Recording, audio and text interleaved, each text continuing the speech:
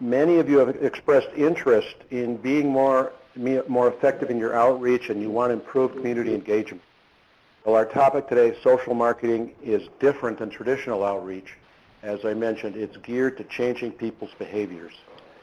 And Nancy Lee is one of the true experts in social marketing. She has more than 30 years of, more than 30 years of professional marketing experience with very special expertise in social marketing. She teaches it at the university level at the University of Washington. She is president and founder of her own firm, Social Marketing Services, in Seattle. And she's been a consultant for over 150 nonprofit and public sector agencies and has participated in more than 200 social marketing campaign strategies, has authored or co-authored 10 books on social marketing, including one that's on social marketing to protect the environment. So, Nancy, if you want to get started, go ahead. Thanks so much, Mark. Yes, thank you very much.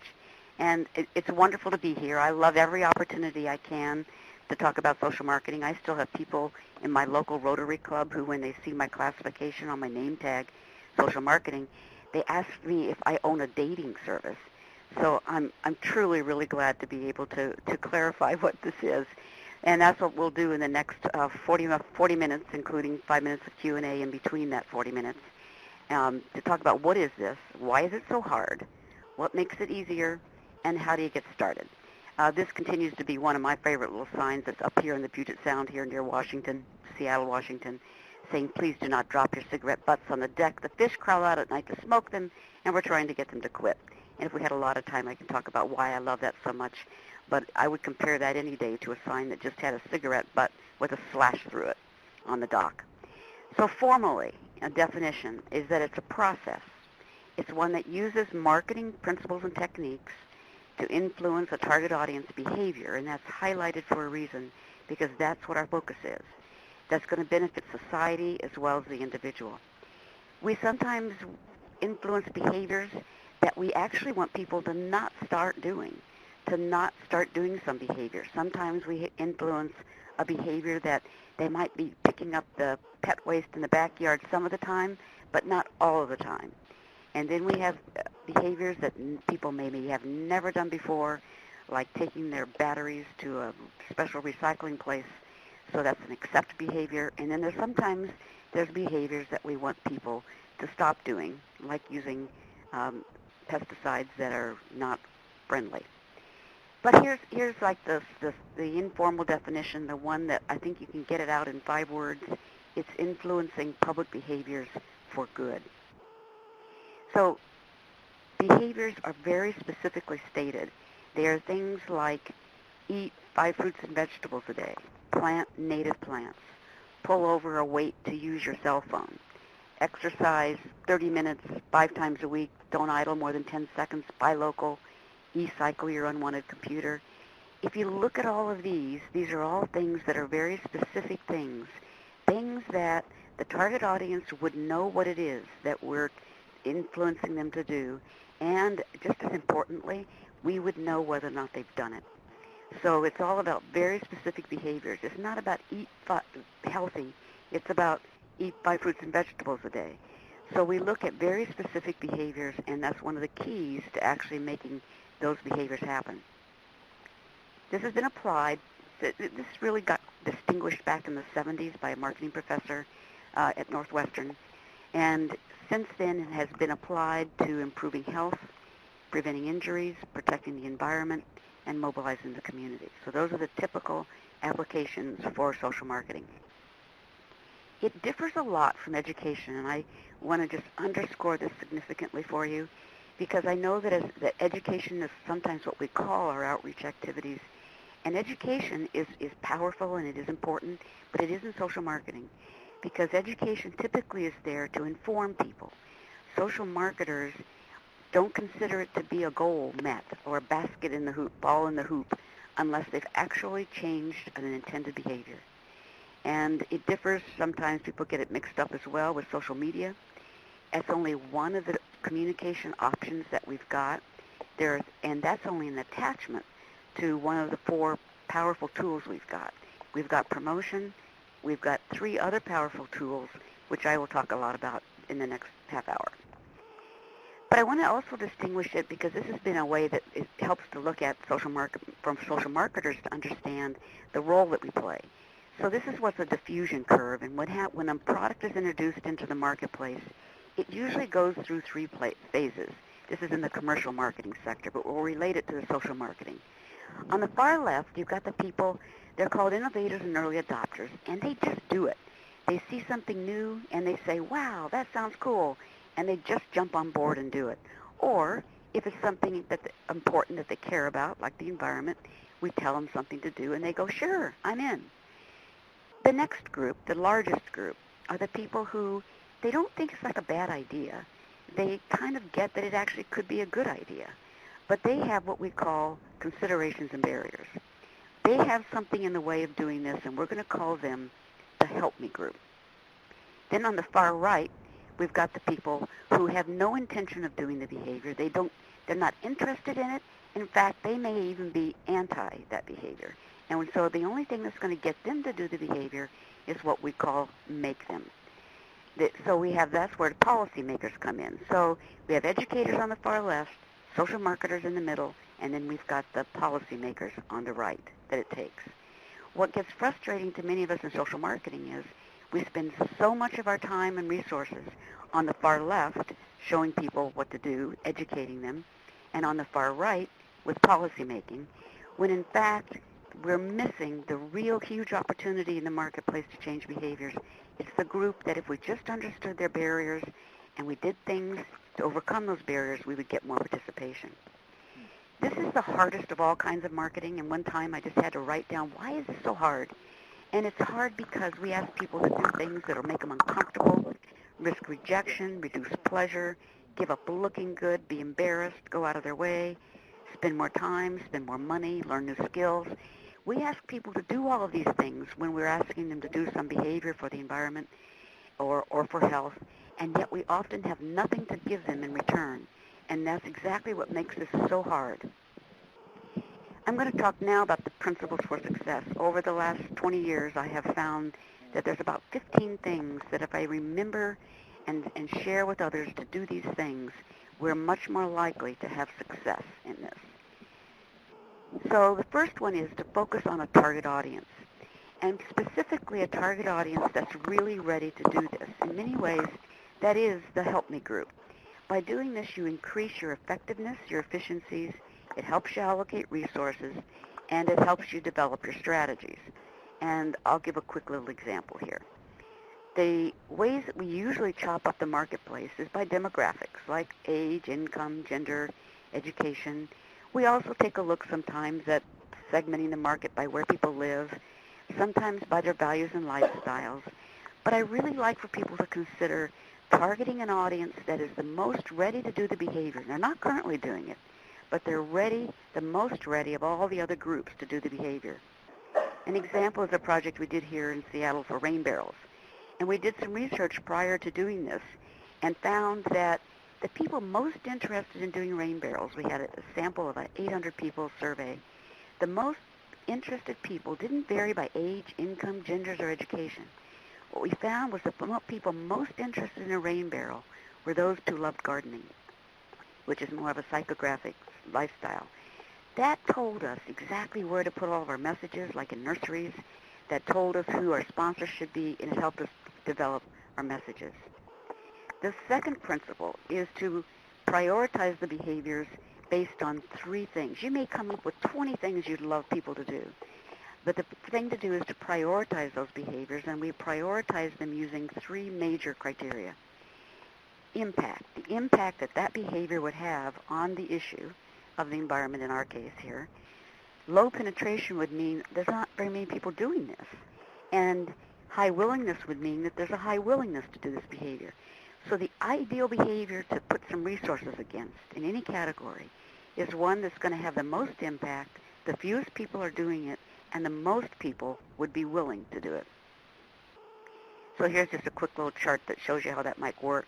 If you were trying to decide to put your budget for the year into high-efficiency shower heads or installing compact fluorescent light bulbs, this is how you could quantitatively use those scores to then come up with, on the far right, an easy way to say, hey, based on those three criteria, we really should be focusing on high-efficiency showerheads. The third principle is to understand and remove barriers to behavior change. So some of these may be internal and some may be external. They might be real, but they only may be just perceived barriers. And so we take a look at these barriers and we get people to share with us what their barriers are. And I always look at that list of barriers as a gift because it tells me then what we need to do to help them do the behavior. That was the case in Virginia with native plants. They've been losing native vegetation on the shores, and it had an impact on wildlife. Their purpose was to protect habitat and improve water quality, so they focused on native plants. Their target audience were the homeowners on the shoreline interested in engaging in this. In other words, it wasn't the make-me group or the people who'd already done it. It was the people who were interested. And what they wanted to do was to choose the native plants for landscapes or replace invasive and non-native plants with native ones. The barriers were that they didn't know what native plants, wouldn't know what plants were native. They didn't understand what plants had to do with animals or water quality. They didn't have the availability of native plants. The garden centers weren't very helpful. And so they went to work to remove those barriers. And I'll show you how they used the 4 Ps to do that. They gave the nurseries tags to put in the plants so that when someone went to the nursery to look for native plants, they would look for the logo, Plant East Shore Natives. They gave recognition pins, a form of non-monetary incentive, to leaders in the community. And they had messages stressing the potential value for increased property. They gave banners to nurseries so that they could say, East Shore native plants sold here. And they had a beautiful booklet that showed all of how pretty and beautiful the native plants are, because that was one of the barriers that people had, was they didn't understand that they were good looking as well as good for the environment. Their sales went up by 10% from the year before, which they considered a big success, and several of the nurseries are now making this one of their specialties. Benefits. So the target, the bring the benefits closer to the present is really well illustrated by a campaign in the Chesapeake Bay, where Casey's from. It's called Save the Crabs and Then Eat 'Em. So here we're looking at what do they want out of the behavior. And these were the coasters that they had. So they wanted people to postpone plant fertilizing until the fall, because this was having an impact on the crab population. So instead of just saying save the crabs, they said save the crabs, then eat 'em, making sure that there was something in it for the target audience, making sure that they saw a benefit in it for them as well. And here are some more of the posters that they used. The fifth principle is to use all of the tools in the toolbox. We very rarely get behavior change when all we do is the 4th P, which is promotion. We need more than that to help people do the behavior, and I'll give some examples of that. So we had a bunch of natural yard care workshops here in Seattle, and in the spring of 2000, we got some pretty bad news. And the bad news was that, we didn't have the workshops at the time. There had been this ad campaign. And the ad campaign, which had been $1.5 million, was trying to get people to do 2 things: leave grass clippings on the lawn and not use pesticides. The results of the survey showed that, 40% of the marketplace knew that that was a good behavior, but there had been very little behavior change. So they decided to pilot a different strategy, one that went beyond communications, because they figured out that the barriers that people had to doing those behaviors went far beyond just knowing that they were the right ones. So they just targeted this strategy called the Natural Yard Care Workshops, where they did workshops in single neighborhoods, where when people would do something for their lawn, other people would then see it. And they actually promoted over 24 behaviors in those workshops.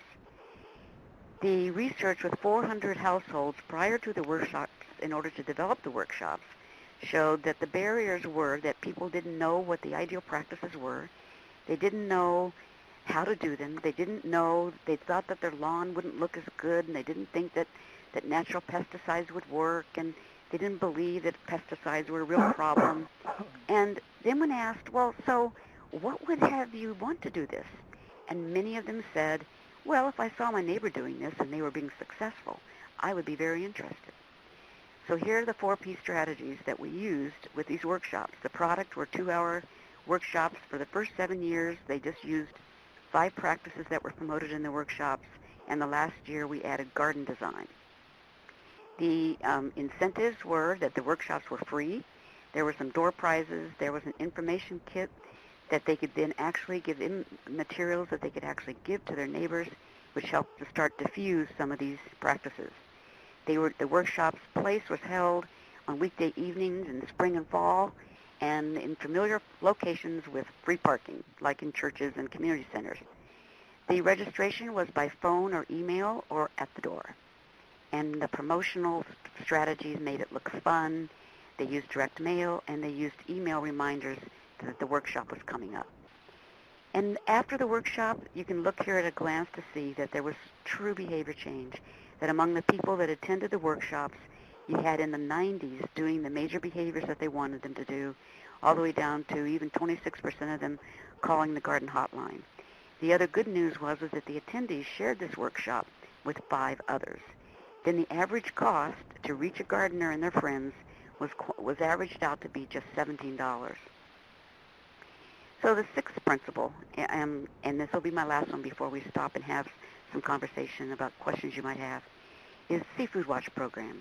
And the principle here that they're using is to provide some kind of an object or service that will help people do the behavior.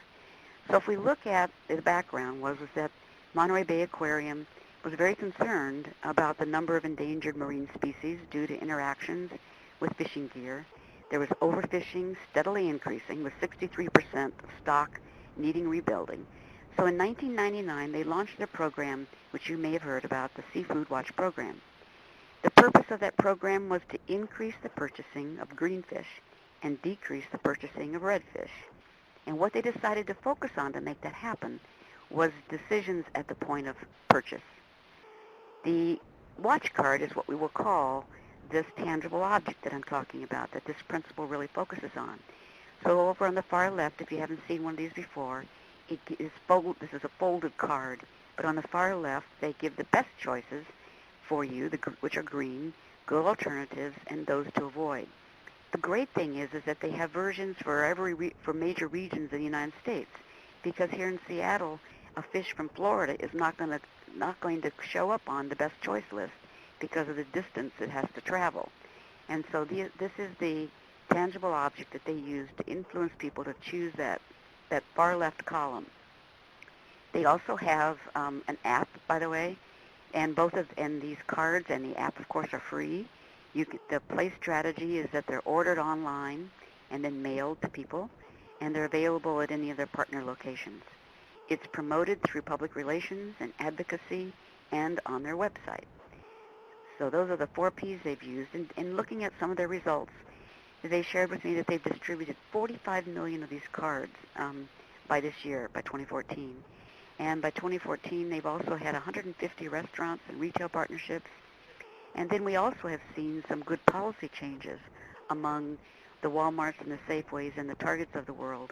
In 2012, some of you may have even heard about or read that Whole Foods has eliminated even offering any of those on the red fish list. So I'm actually at a pause slide, so I can actually slow down here and listen to any questions that you may have so far, either about these first 6 things, principles that I've gone through, the definition itself, or maybe even in the reading, if you did it, that was sent out ahead of time. So I'll pause and see if you've got any questions. Nancy, this is Mark. I will direct you to, there was a question put in, looks like by Deanna, and how you identify the priority audiences, like gardeners for rain barrels, and then how do you identify the behaviors, and what does that look like? Okay. So ideally, to identify the priority audience, you would do something like what we did for the Rain Barrel Project. And this was a project for Seattle Public Utilities. And so they commissioned a research firm to do a random sample telephone interview at the time. Now we would probably do online. But at the time, we did a telephone interview with 800 households in the Seattle area, not knowing ahead of time who the target audience would be for rain barrels, because it was a very new product being introduced here. So when we looked at the results using And we had to have a big enough sample to be able to do this. Looking at these results, and we looked at ages, and we looked at gender, and we looked at these things, and we didn't see that any particular segment popped out as being excited about rain barrels until we looked at the questions related to hobbies and areas of interest. And then we looked at the difference between the people who loved gardening and the people who had no interest in gardening. And as it turned out, those who loved gardening had an 80% very interested in a rain barrel, and those who didn't love gardening, a 10%. So that told us that that target audience would be people who were gardeners. Sometimes this is, I'm going to consider that a luxury. And another way to do this is if you can get a profile of people that are currently doing a behavior. If you can get a demographic, geographic, behavior-related, psychographic behavior, if you could get a profile of the people that are currently doing the behavior that you're interested in, that will give you a clue as to what is unique about the group that's already bought this, we'll call it a product, the behavior.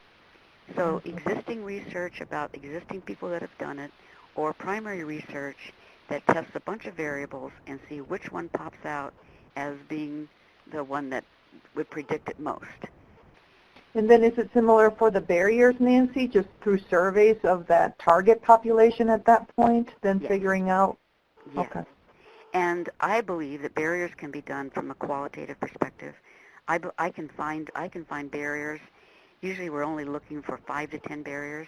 I have found it easy to at least list the barriers, maybe not understand how to overcome them, but I can get to the barriers with maybe 10, 15 people, either one at a time or in a focus group, finding out what are some of the reasons that you haven't done this in the past, what would get in the way of your doing this. And so those questions can usually start to hear the same things over and over again. In fact, even a work group and a team working on a plan often knows what some of the top barriers are. Thank you. You're welcome. Jim also has a question, which is where do you go for financial support for these kinds of activities? Mm-hmm. Most of the ones that I've participated in are funded by governmental agencies, national as well as local governmental agencies who see something in it for them. At the very end of my time with you today, I'm going to talk about how important it is that we measure return on investment so that people who fund this can say, gee, for every person that we get to remove a bulkhead on the Puget Sound, we will be saving X number of dollars in commercial fishery revenue. So we need to be able to, as much as possible, get to what is the cost, and then what is the potential savings, or what is the potential benefit. And that is often what drives and actually puts to the front of funding a project, because they say, and it relates in health, we related it, that's why there's been so much money put against smoking, is because it costs taxpayers quite a bit of money for every smoker. In fact, in Washington State, we figured out it was $1,800 per smoker per year. And that's why activities to reduce smoking get funded. So we need to be able to relate it to the value, either in savings or in return on investment. There certainly are some foundations, by the way, that I would also enter in, such as Chesapeake, that you'll be hearing from later. Here in our area, we have foundations like the Melinda Gates one's more in the health area, so I'm sorry, I'm struggling with. We have a Bullet Foundation here in Seattle that does a lot of environmental work. So foundations and the government places. Would foundations commonly be aware of the effectiveness of social marketing, or how do you find out if they are? What I would say is they may not be calling it that, but you can take a look at some of the initiatives that they have and the activities that they do, and if they are anything interested in when they're doing outreach and citizens behaviors, whether it's volunteering or influencing, actions in the community. They may not be calling it social marketing, but if that's what they're up to, is influencing citizens, and they're not calling it a behavior, but they're just calling it outreach, you may find it right there. So I would say foundations that have an environmental emphasis, like in our case here, the Bullitt Foundation does, or up in the Northeast, the Chesapeake Foundation. So that's almost suggesting that maybe while we learn this new discipline, should we avoid, does using the terminology social marketing, does it throw people off or confuse them? I would say no, because I think that it's important that people understand there's a discipline behind it. And you could always start with influencing behaviors using a discipline called social marketing. Okay. Shall we move on to the next group? Is that where we are? I think so, and I'm pausing a little and saying, yeah, I'd say go ahead. Okay. So now we're on the principle number 7, which is to consider non-monetary incentives. I have never given this as much weight as I have in the last 10 years, where I've seen where things like this plaque that you're looking at, Backyard Wildlife Sanctuary, that a neighborhood gets, or a resident gets when they've done 25 practices. And here in the community where I live, people consider that a really big deal. And people look at that and they go, wow, what did you do to get that? So these are things that are not monetary related, but they actually feed another value that people have, which is appreciation and pride. This is an example of another non-monetary incentive where lost pets, if you license your pet, which less than half of people sometimes in our area license their pets. So the King County Animal Services decided, well, let's up the ante and let's offer some additional things. And what they do is if your pet is licensed and you're on vacation and someone else is taking care of your pet, they offer a free location service. And when I was in Singapore and they were trying to get restaurants to have healthier menus, the Singapore Health group said that they would give restaurants that had healthy menus a red carpet to put in front of their restaurants. And so again, they're not paying them to do this, but they're giving them a non-monetary incentive. On the other side, there's monetary disincentives where you give public visibility to things and behaviors that we don't want people to do. For example, in one county here in Washington State, they wanted people to fix up their dilapidated places, and they created a website called the Filthy 15 so that people could see what homes and structures had been basically given a tag for being critical and could cause injuries, and they just posted them on a website called the Filthy 15. So there were no additional fines. There were simply negative visibility in the public's eye. The 8th principle is to make access convenient. So in Portland, Oregon, in the year 2000, they shared with me that they felt like they had a perfect storm. They had 180,000 tons of food disposed annually in the solid waste system. And at the same time, the Oregon Food Bank was struggling. And they created what was called the Food Rescue Program. And it was a partnership with a variety of organizations. And what they wanted to do was to provide food businesses with a safe and convenient way to donate their perishable and surplus foods to agencies that serve the hungry. The restaurant had some concerns, and it's so great they took out the time to find out, well, what are their barriers to this? Well, their questions were, well, how do we get involved, and how are we going to get the food to you, and is it going to be at a time of day when I can do it, and who does this food go to, and do we have any say as to who the food goes to? And in the end, they created a program that addressed these issues. They called it Fork It Over. They offered online registration. They offered the ability for the agents, for the restaurant to select the agency that the food would go to, and they picked it up from them at a scheduled time, removing the barriers. It made a huge difference there. In those 6 years, 18 million pounds were forked over versus going to the dump. They spent $700,000 to administer the program.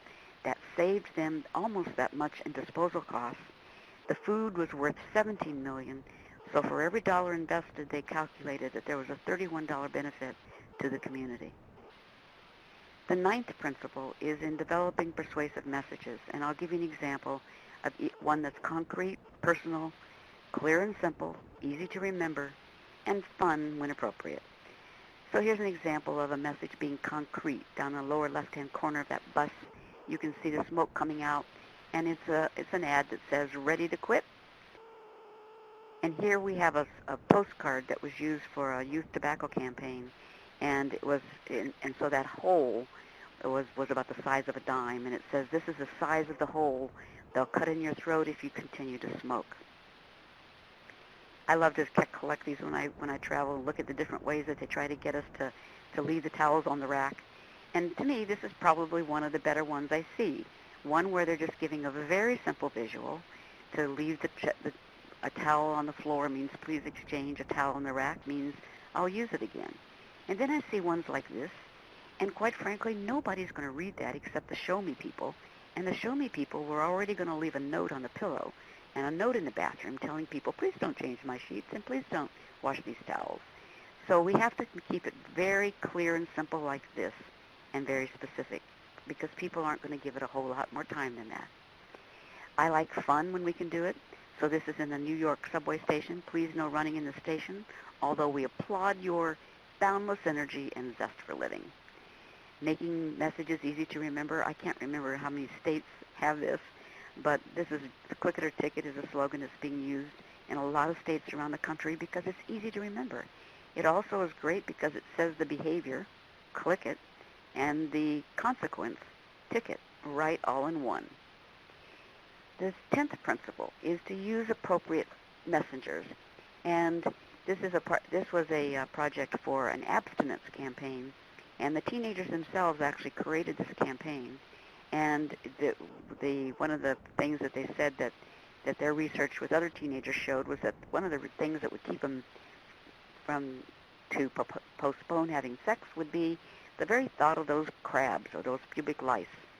Well, down on the very bottom, you'll see that it wasn't the superintendent of public instruction who paid for this, the name that was there. It was the students themselves whose name we put on there.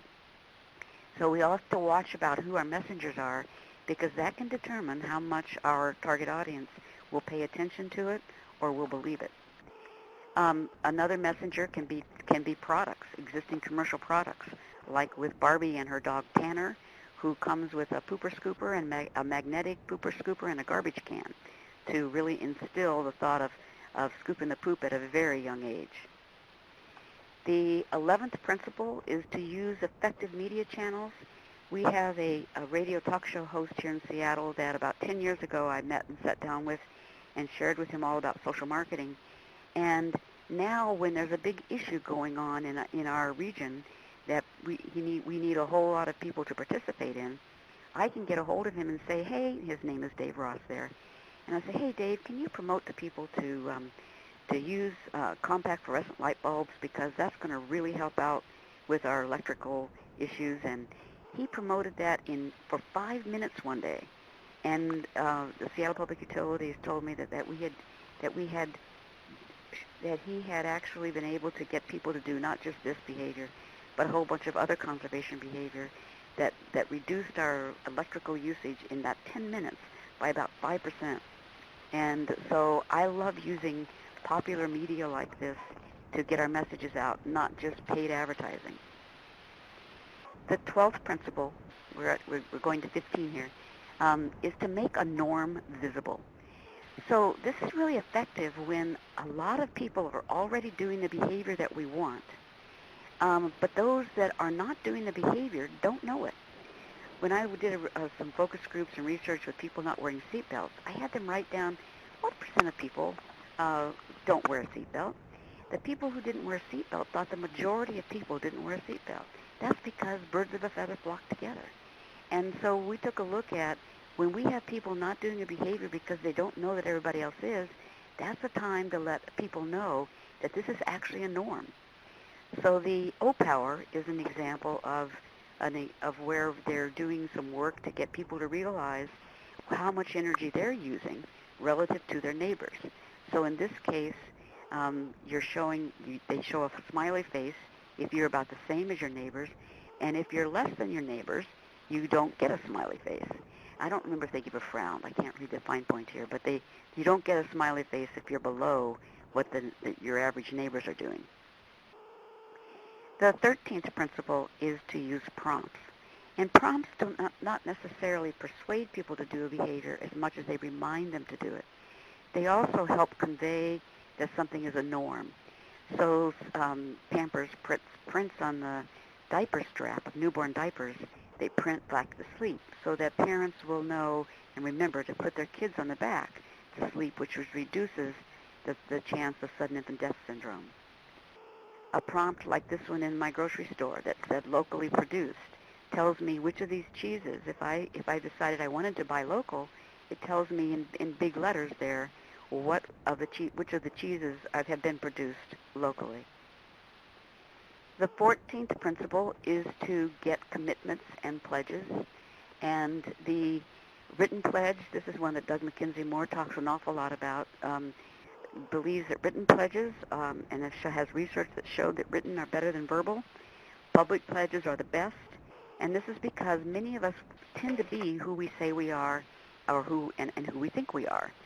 And so he has an example of a campaign in Canada called Turn It Off, where at the time an average Canadian was idling 5 to 10 minutes every day, and 56% were idling at any given time.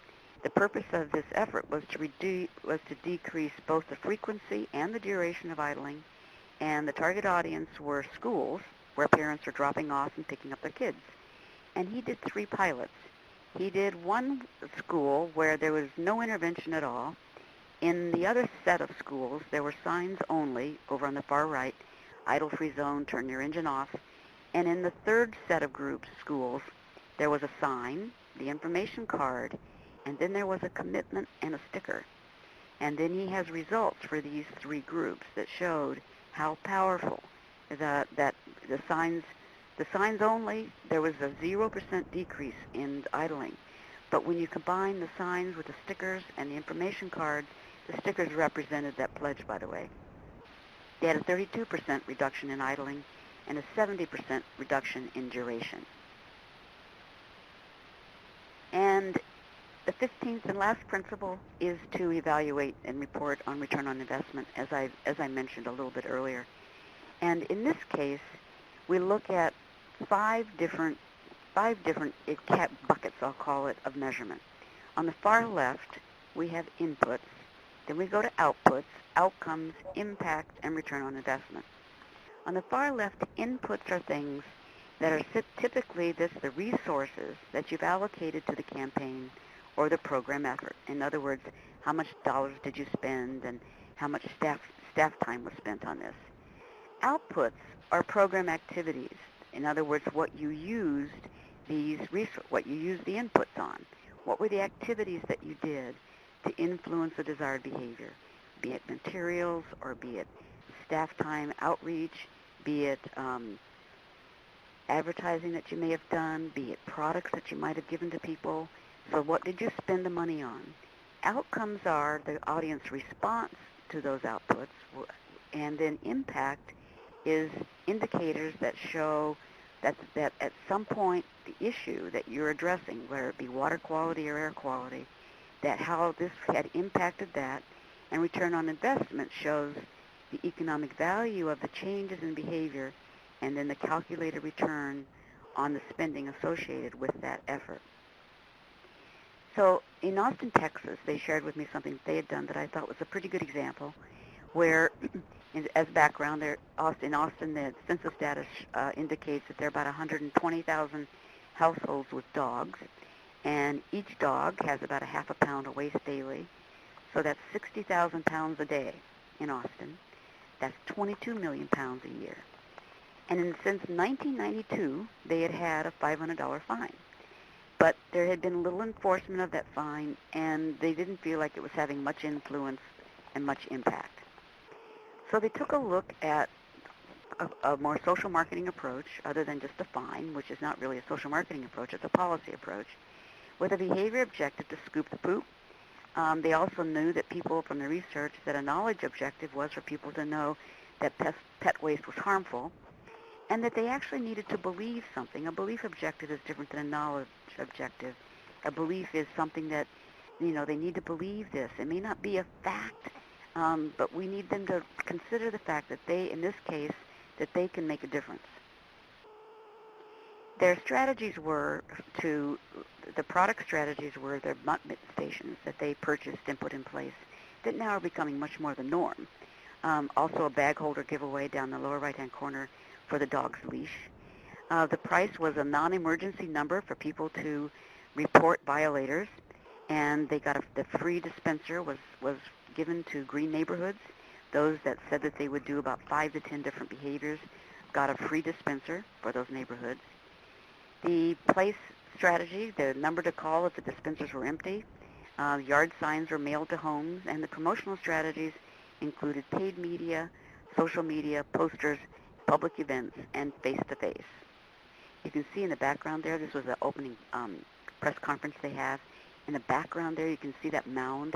That's not real pet waste. That's just dirt to represent the amount in Austin of one day of pet waste, so that this goes back to that making things really concrete. And I think the real bottom line on this slide shows that in 2001, it was costing 27 cents to divert a pound of pet waste from the water stream. By 2009, based on being able to reduce costs and efficiencies, they gotten down to 8 cents per pound. And this is the type of data that has a project say, they continue to improve, they continue to be more efficient with this, so we should probably continue to fund this. So my final slide here is just to talk about getting started. And there is a 10-step planning document that you are welcome to download. It's a Word document. And I actually, Mark, were you going to send that to people? It's a question that has you fill in the blanks. By the time you fill in the answers to these 10 questions, you'll have a social marketing plan. So those 10 steps will help you to develop a very strategically oriented plan, starting with your purpose and focus, and then the situation analysis, selecting a target audience, what's the behavior you want for that target audience, what are the barriers that they have to doing the behavior, and then your 4P strategy, your product, price, place, and promotion strategy, budget. At any rate, that is what I would recommend for you to get started. I think that would help. And the Word document that Mark was referring to is something that... There. Okay, that's great. Well, that's actually all that I've got. So we now have some time for Q&A. Okay. Actually, your last comment, Nancy, helped me a little to see, there is your 10-step planning document, because what I'm feeling, I posted a comment here that we selected a huge new topic for today, and we're presenting a lot of information to people today.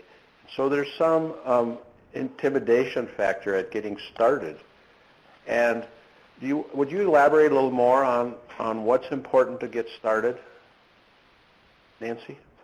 Yeah, I guess I would probably point to the first few steps in the worksheet, and that is to determine what is this issue that you're trying to address relative to the environment, and what are you going to focus on to solve that issue, and then who is the target audience, and what behavior do you want for that target audience. So bottom line, I think getting to the right behavior is the first big step in developing a marketing plan. And we covered a little bit in this discussion, how do you get to the right target audience and how you get to the right behavior. Or I should say the best behavior, the priority behavior. And also I'm going to say I think it's a really important that you recognize that for every behavior you have a separate marketing plan. It's no different than Procter & Gamble has a different marketing plan for Tide than they do for any of their other products. So we have different marketing plans for different behaviors. So I think the key to getting started is to go through the process of selecting a target audience and a behavior for that target audience. Okay. Nancy, this is Rebecca. Can you hear me? Hi, Rebecca. Hi. I have a question. So a lot of us on the call are part of small nonprofit groups. Mm-hmm. The group I work for does have a marketing staff person, but I imagine that's rare. Do you feel like this is something most people contract support to carry out, as far as at least establishing the plan and doing some of the legwork, or is it something that is often done in-house without a real strong background in the field of marketing? The ideal is, I think, something actually Casey's going to be talking about. The ideal is that somebody in the organization has gone through a training in this. And this is not like a degree program necessarily. It can even be a 1 to 2 day training where they actually understand all of the components of developing a plan. I believe that once somebody in an organization like yourself goes through a training, then they actually are ready to do this within their organization. That would be the ideal. The second ideal would be that you get somebody who is trained in this to facilitate the work group. I still think that the organization itself is the best one to put together the plan, but it also can often be facilitated by somebody who is very immersed in the social marketing process. So that would be the second option. And then I think the third option would then be that you basically hire it out to be done, and that to me is probably the final and the not the most attractive, because it doesn't involve, even if you've got a small organization, it doesn't give long-term sustainability to the organization for developing future plans.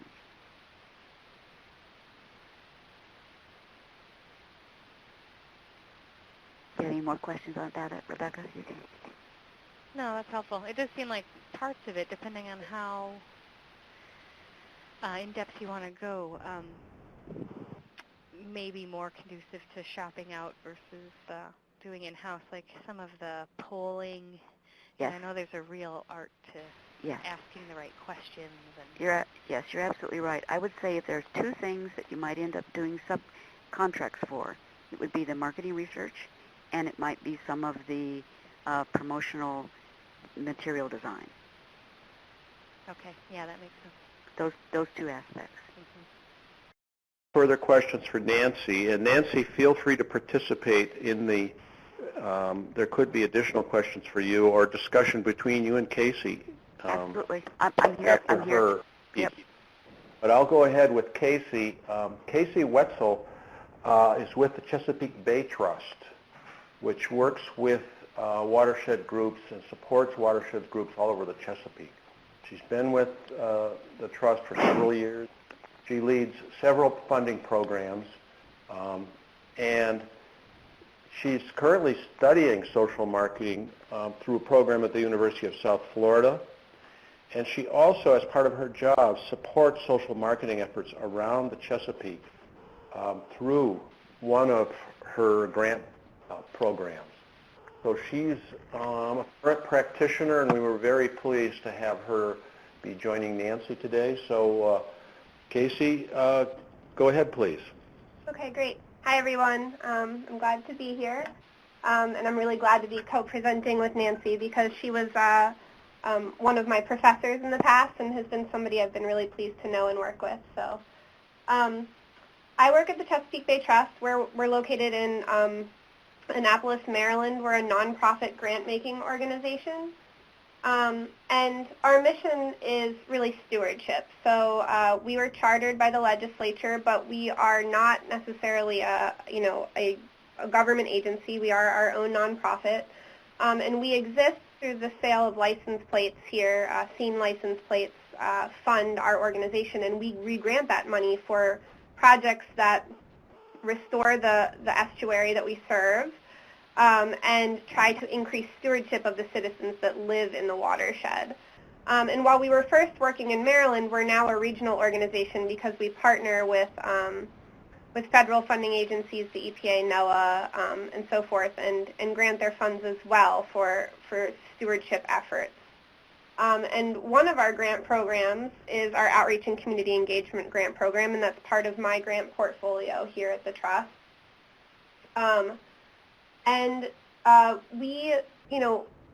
We've sort of experienced an evolution with our grant programs, and we witnessed a lot of organizations.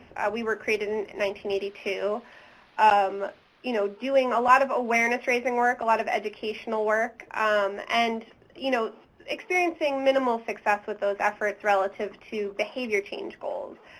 So when I took over this program 5 years ago now, we became interested, and I personally became interested in how our grantees saw their outreach programs, what they felt the goals of their outreach programs were.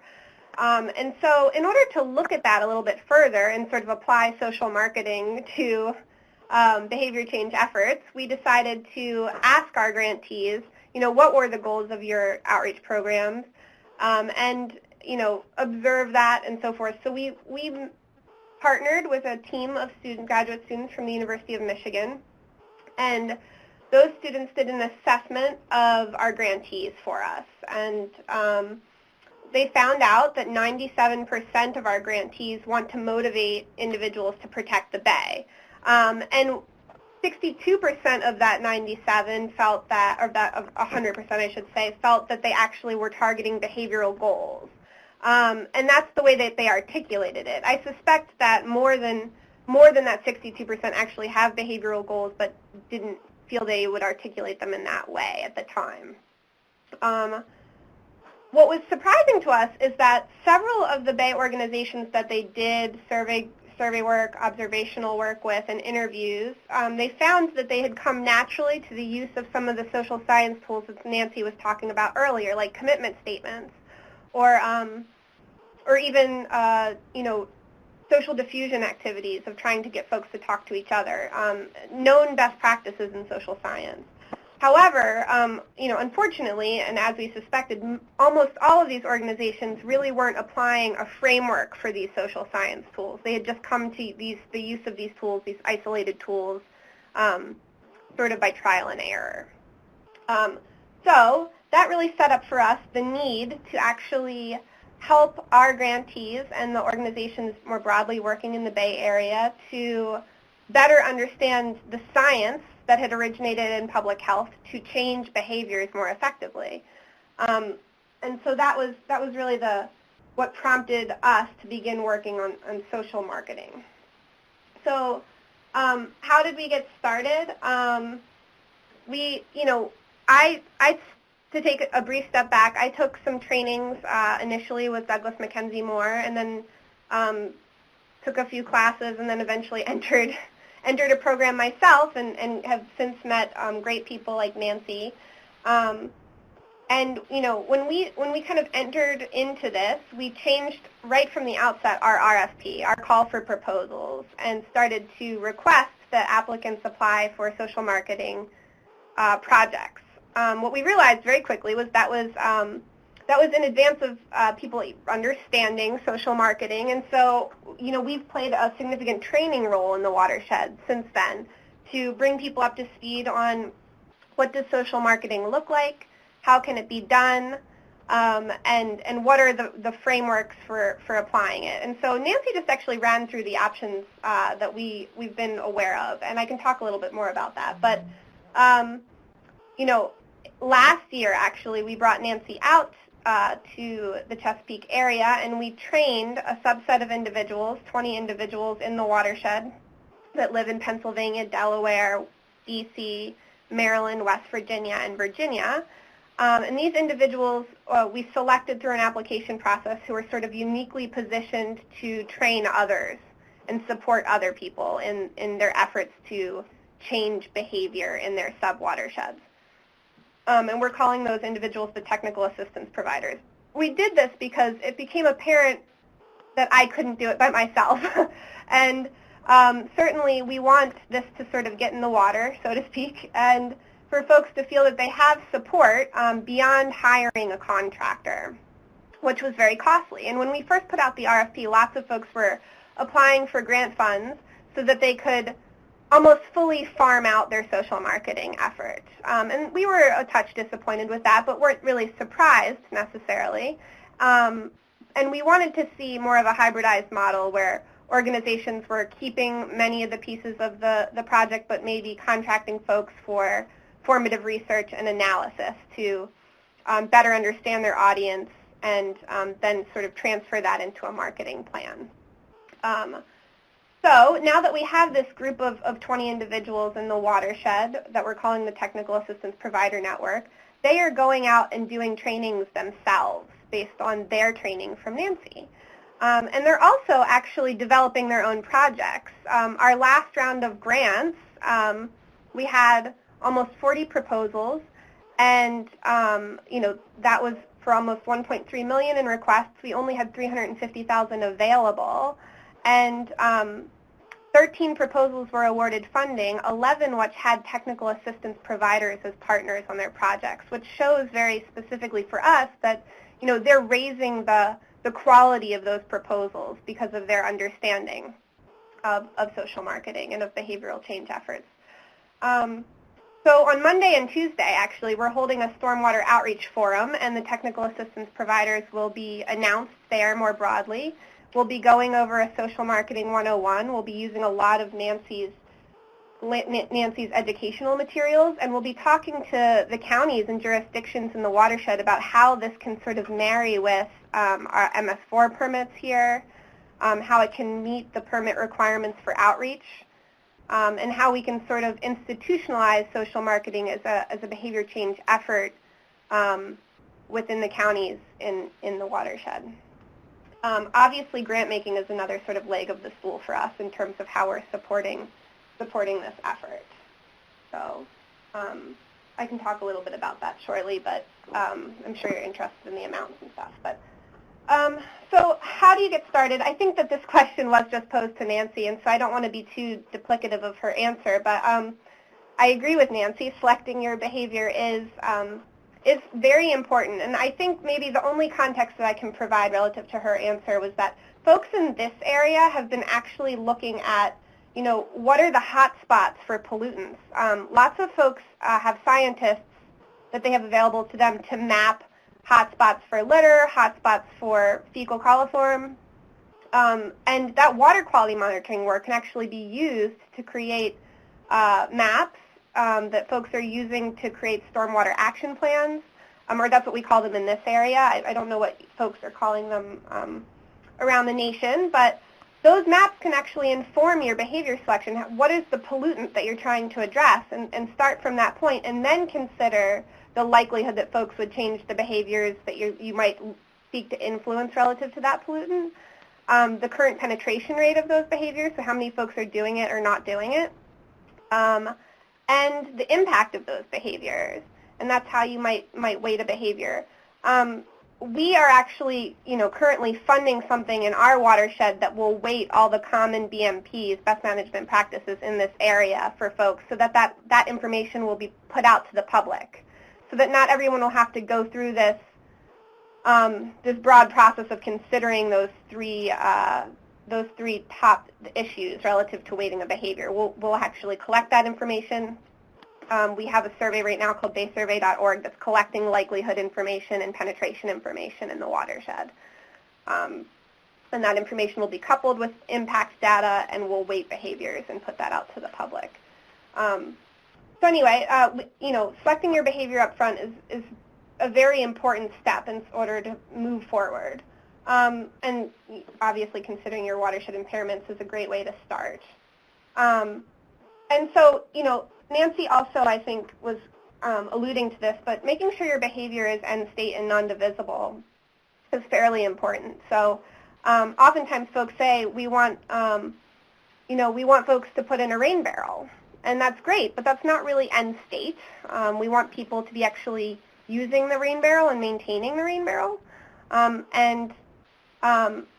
Before, we were even doing behavioral change work, I think folks were measuring rain barrel sales as their, a measure of their success. And in fact, we found out through this process that a really high percentage of people were purchasing rain barrels and then leaving them in their garage. So that was a downer. And it turns out that that's the importance of articulating a behavior that is end state. And that really will drive your behavior change program. How do you actually accomplish the behavior that you're really looking to influence? And that's not necessarily the sale of a product.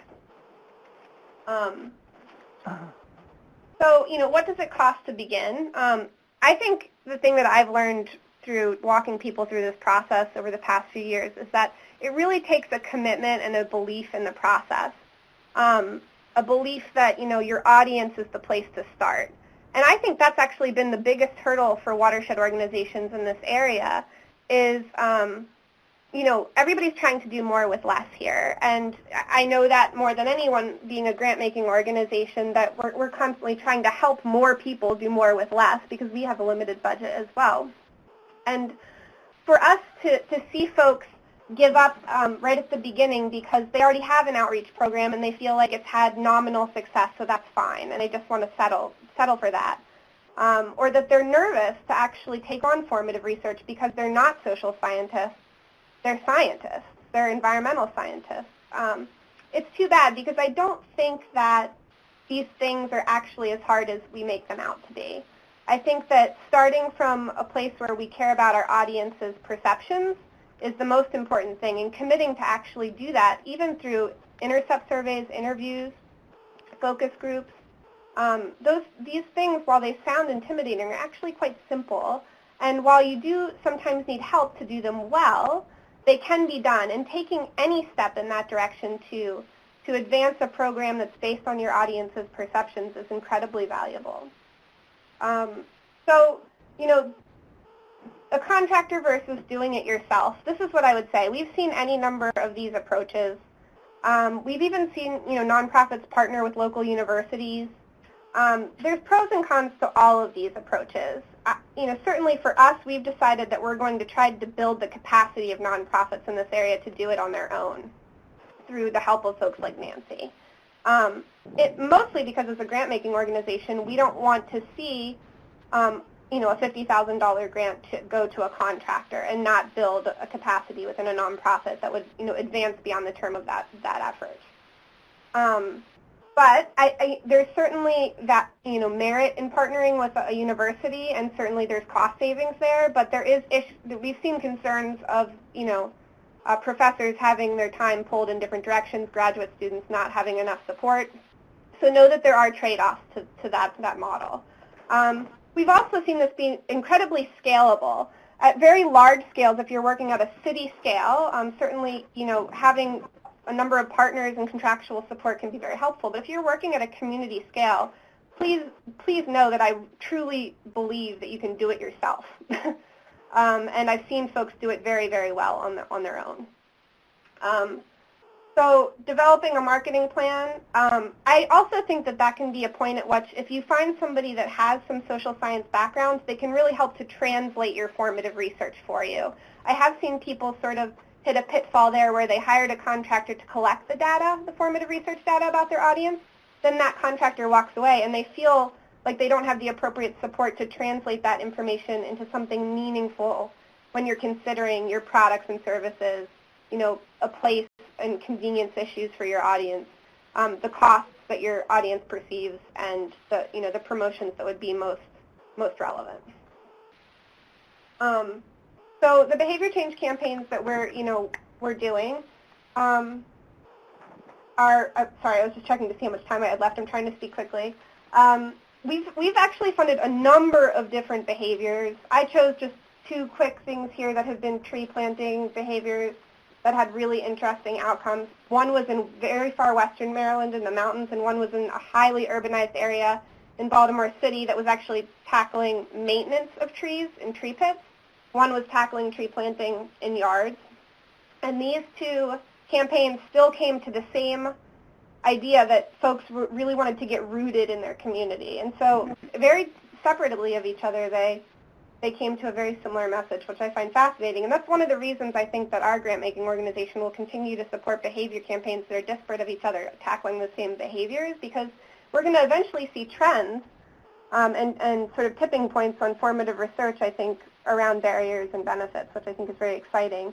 And one day maybe we'll just hit a point where we can do prioritization of known barriers and benefits.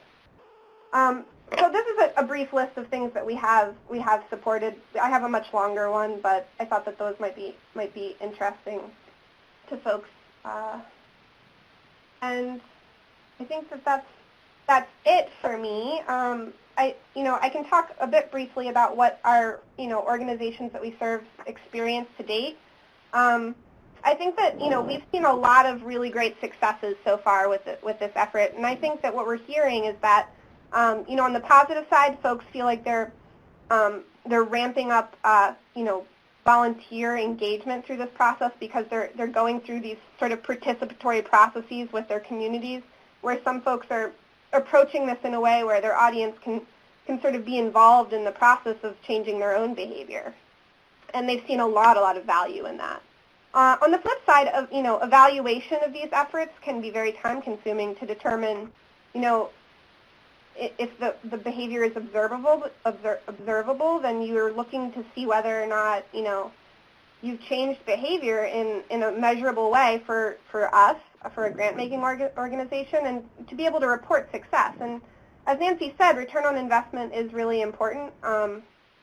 We're interested in that, and certainly we're trying to think of creative ways to alleviate the pressures of evaluation of these projects, because it can be time-consuming. And we here fund personnel time. Not all organizations do. But we're looking at new evaluation efforts. There's something called Photo Voice out there now that we're considering, ways to make behavior change efforts more easily evaluated. So I will stop there, and I'll answer any questions that folks have, because I feel like I might be bumping up against our time here. Oh, no, we're doing very well, Casey. This is Mark. Okay, great. I had two questions. I'm gonna pose one. It goes off something you said, the ramping up of volunteer engagement. Could you elaborate what you're seeing there?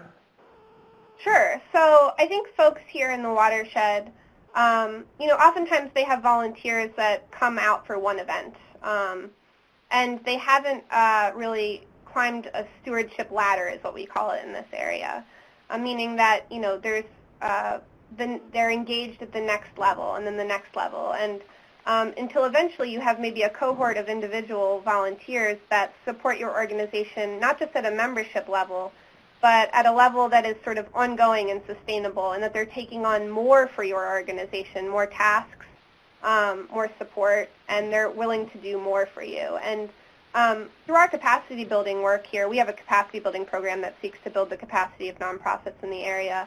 We intentionally look to advance volunteers for those organizations along a stewardship ladder. And so one of the things that we've been seeing as part of, social marketing is this outcome of individuals sort of, and not really intentionally, advancing along this stewardship ladder for organizations. And building capacity within their own community groups to, or what folks kind of term social capital. They're building social capital, meaning that their community is more primed and ready to deal with complex issues because they've been pulled together to consider their own behaviors, their own issues that concern them in the community, and then how they can address them. And that's been something that we didn't really set out to do intentionally, but it's been a really interesting outcome. Okay, thank you. And we are open to questions from the whole group. You could go back to Nancy for a question if you want. So I want to. We're open for questions. I will say one more thing that I actually intended to touch on, which was that initially we awarded $30,000 in year one for formative research, and in year two another $30,000 for marketing plan development, and then in year three implementation. After 2 years of doing it that way, we actually changed it in this past year, and we've decided to increase the cap based on feedback. So we're always trying to gain feedback from our grantees as well to make sure we're serving them well and we're advancing social marketing in a way that is helpful for for our grantees, and we don't want to put up our own barriers. And so certainly, we heard from folks that, more funding initially was valuable, so it's now at $50,000, and in year one they do formative research and the marketing plan development, and in year two they come back and propose the marketing plan, and another $50,000 can be awarded for implementation of that plan, and that's where the program exists now. One of the things that we've been battling quite a bit here in the area is this really deeply embedded culture of doing, is what we call it internally in the office, and I'm happy to explain that. We feel that our grantees are, since the 70s, have been doing things where they're very excited to leap in, get their hands dirty, put in trees in the ground, put in that rain garden, send out the pamphlets, do things. And one of the things that I think has been the greatest struggle for us in marketing, social marketing here in the Chesapeake is getting folks to be willing to take a step back and apply social science strategies that are, can be, they don't feel like you're doing something. I think folks are so used to reporting, I put 50 trees in the ground, I sent out 100 pamphlets, that the idea that, a grant-making organization is really encouraging you to take your time and, assess your audience has been something that folks have had a harder time getting their mind around here, I think. But certainly something that we're excited to advance. So. And I'll just add that I think that's one of the powers of social marketing approach is that because it's a specific behavior, you can get outcome measures much more easy versus when you do, like if your outcome's going to be more people know about or more people have better attitudes. That's an outcome measure, very hard to measure. But when you do an outcome measure that is like how many people actually did this specific behavior, that's one of the beauties of using social marketing because it sets you up for being able to report back on clear outcomes. Yes, definitely. And we've definitely been helping folks to set up observation evaluation work, and that's been a really interesting process too. Because I think for the most part, folks, that's fairly new to organizations in this area as well.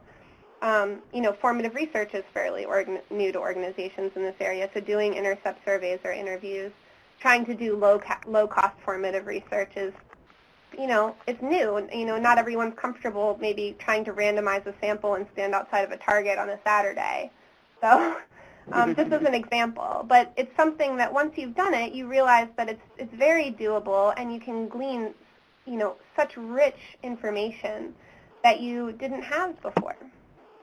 And the other thing that I would say is that I think I've heard from different groups, I could guess all the reasons why someone's not doing this, and I always have to say that's just not possible, because it's not just the things that you think that are causing them not to do it. It's the rich information on what their aspirations are, what they value, what they believe in. Because you're not just trying to find out the barriers to why people don't do things, but what they think would be the good things about doing it, and that's definitely not guessable. So, to make a new word. I have a question about evaluation. So do you know of any examples of where folks have taken it the next step out? So you try to change a behavior, you go evaluate, and you see in fact you have to some large degree of success. Have you seen folks go the next step and then look if that behavior change has actually had a positive influence on water quality, for example, or whatever issue it is that's part of the endpoint?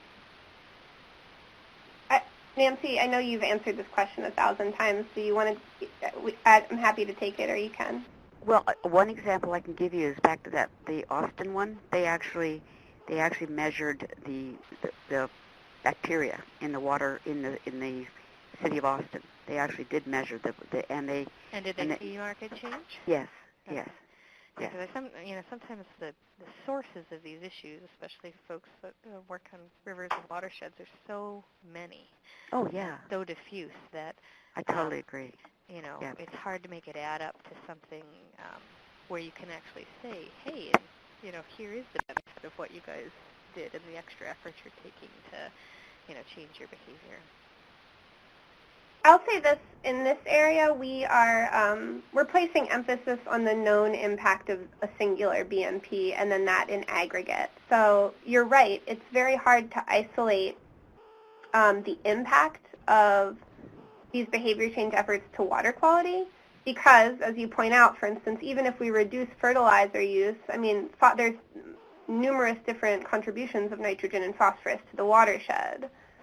So, a really extensive water quality monitoring effort after a, fertilizer use reduction or like demarketing of fertilizer campaign would occur, you would still have a really hard time isolating the impact of that campaign.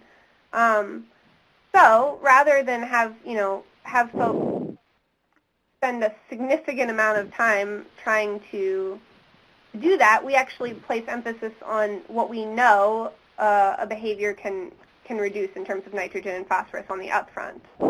And that means actually quantifying the impact of a singular BMP in a realistic way. And then when you get your results in terms of how many people did that behavior, it's just a multiplication. Right. Mm-hmm.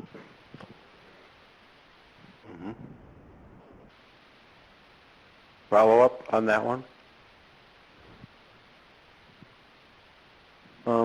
I posted something about where else, in what, Casey, if you're aware, or Nancy, of other watersheds where social marketing is receiving a focus.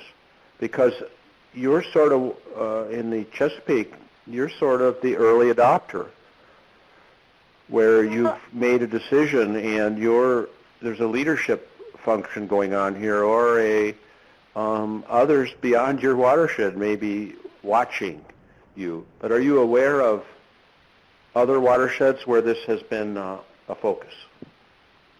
We're mimicking the EcoNet process out in the Puget Sound. So we're not, in many ways we're still learning from them how to advance social science frameworks in our area. And I think that they advanced that because they have Nancy at their fingertips. So I do think it's important to